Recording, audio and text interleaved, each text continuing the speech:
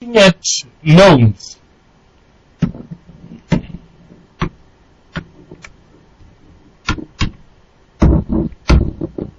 usually this is referred to as the present value calculation.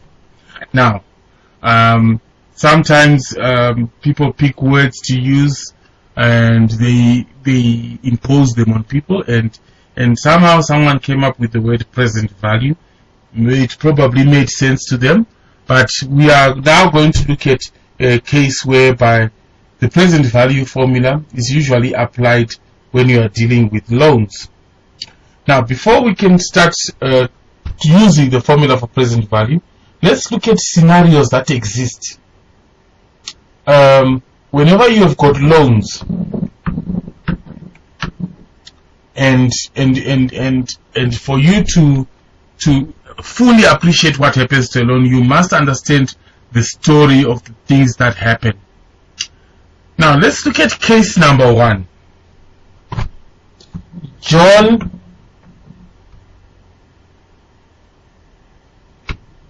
wants a loan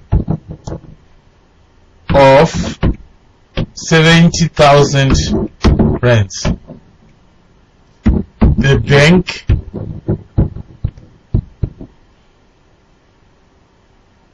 says he must pay a deposit of A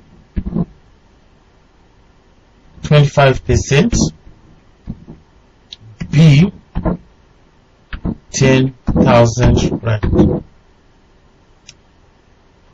So John has gone to a bank and he wants 70,000 rand.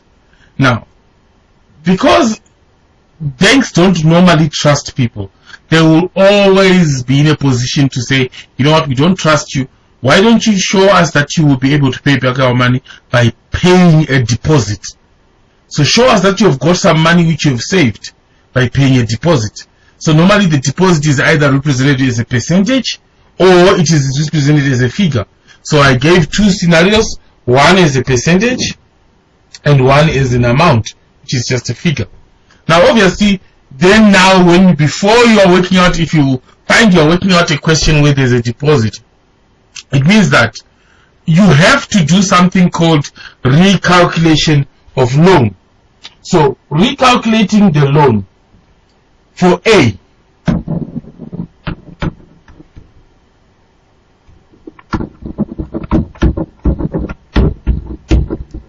when we recalculate our loan, in this case we will get P. P is now what we are going to call our recalculated loan, because it's going to be the money that you actually owe the bank. Now to calculate the loan is now we're going to say the money that I want from the bank, the money that I'm going to say this is my loan, which is I'm asking for the bank, subtract my deposit. So my deposit in this case would be 25% of the loan. And then that would give us, take out my calculator, 70,000 minus bracket 25 over 100, like that, multiplied by 70,000, again close bracket, and then that will give me 52,000. So this is the actual loan that you are asking from the bank. This is the money that the bank will have actually given you, even though you went there and they said pay a deposit. Because you've paid that deposit, you can't count your own deposit as part of the loan. If you give them some money, it means that you should subtract the money that you give them, so that you can find out how much loan, which is then going to be your P, how much loan that you have actually borrowed from the bank. That is our first case.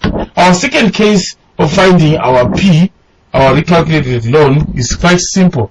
P is actually 70,000 subtract the 10,000 which you are going to pay as your deposit, and this is going to give us 60,000.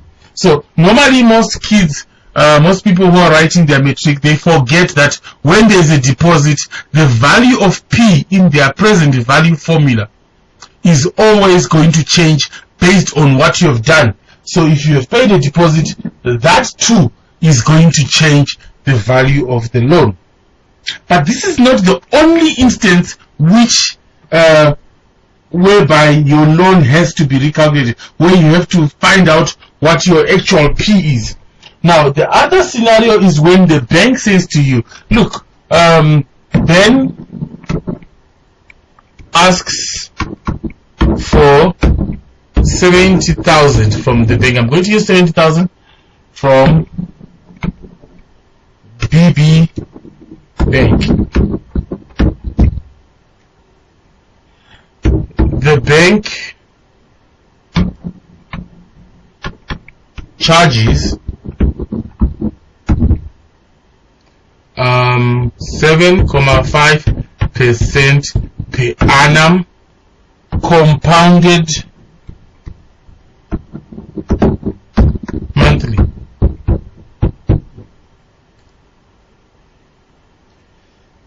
If Ben starts paying after 7 months,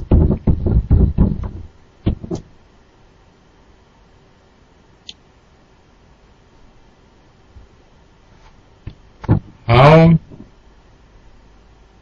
much will he be owing the bank? Now, this particular scenario, you have got Ben asking for a loan of 70,000 rand, and the bank says, okay, fine, Ben, we understand. And in this case, the bank is not going to charge him a deposit. They are just saying, look, we could charge you a deposit, but we are seeing that you are cash strapped and we would want to help you. So the bank says, you know what, our interest is normally is going to be 7.5% per annum compounded monthly. So they have told him they are going to charge him interest each month. Then they say to Ben, you know what, Ben, you don't have to start making your payments now.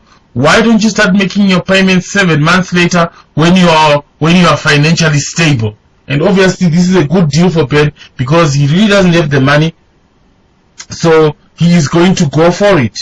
So what is now going to happen is Ben will start making his first payment after 7 months.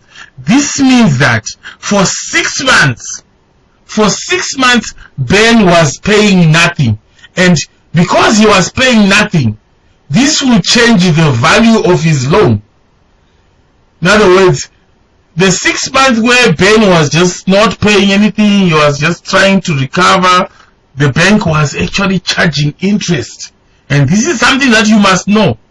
If you go to a bank and you say, I need a loan, and they give you a loan today, and then they say start paying in November, and November is 8 months away, you must know that before you get to November, the bank will charge you interest every month. Which means if it's 8 months from November, it's going to be 7 months when the bank is going to charge you interest. So in this case, the bank will now have to recalculate the loan using what so they will say, we gave you 70,000 there. Remember, we're using the same formula, and then we're going to have that 70,000 is going to give us interest. Remember, it's 7.5% per 100 compounded monthly, which is 12. And then they are going to say, look, you have not been paying us for 6 months, so we're going to first of all find our P using the 6 months. So this is going to be on our calculator, 70,000, sorry, bracket 1 plus, and then you've got your fraction 7.5 over 100. I'm assuming that everybody is using the same calculator. Either you're using a Casio calculator or you're using a Sharp calculator. Divided by 12, 7.5 over 100 divided by 12, and then to the power of, and then in this case 6 months, and then this will give us 72,000. So before he starts making his payment, then we'll now be owing the bank or the banker 72,666 and 36 cents. So this is the money that Ben owes before he makes his first payment, and this is the money that you use as your loan value. So this P becomes our recalculated loan. And once you've got that, now you can use this recalculated loan to now substitute into the formulas that you need to. And then you are going to look at that later.